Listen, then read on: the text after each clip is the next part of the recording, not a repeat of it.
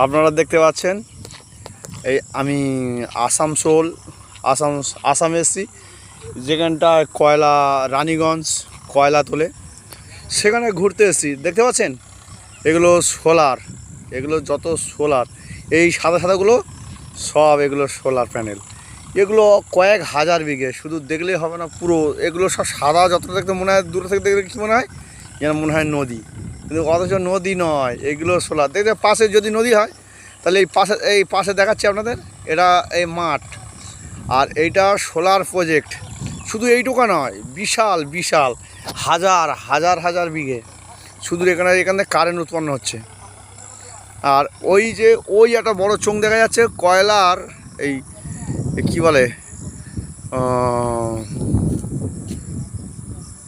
ওই যে সামান্য ওই যে একটুখানি দেখা যাচ্ছে, ওইটা মনে হচ্ছে ইটের পাঁজারে। ওটা আসলে ইটের পাঁজার নয়, ওটা ওখান থেকে কয়লার খনি রয়েছে, ওখান থেকে ঢুকিয়ে করে। আর এই যে সব এই আস্তে আস্তে আস্তে দেখা যাচ্ছে, এই যে এইভাবে কয়লা, এগুলো সোলার প্যানেল এইভাবে পুরোটা। এখন দৃশ্য কেউ না, খালি দেখেছেন মনে হয় যেন দূর থেকে দেখলে কি মনে হয়, মনে হচ্ছে বিশাল একটা নদী বা সমুদ্র, অথচ সমুদ্র বা নদীও নয়। এসব কারেন্টের এইসব মাল, এই যে অফিস, এখান থেকে ঢুকতে হয়। আমরা এই রানীগঞ্জ, এই যে কয়লার খনির ধারে এসছি, এই সামনে আসানসোল, আর এই যে রানীগঞ্জ, আর ওইদিকে এইসব পুরো মাঠ ঘাট, এখানে বিশাল এরিয়া নিয়ে, ঠিক আছে।